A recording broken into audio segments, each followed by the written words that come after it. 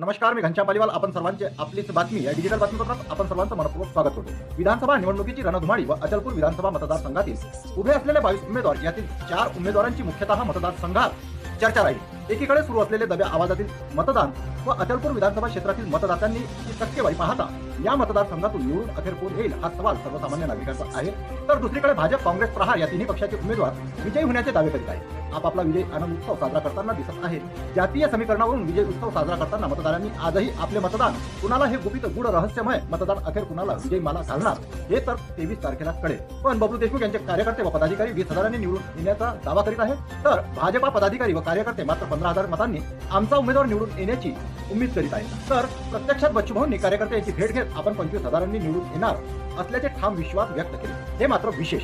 अशात पुन्हा या मतदारसंघात 5व्यांदा आपणच निवडून येणार असल्याचा ठाम विश्वास बच्चूभाऊ यांनी व्यक्त करीत राज्यातील सरकारमध्ये आपली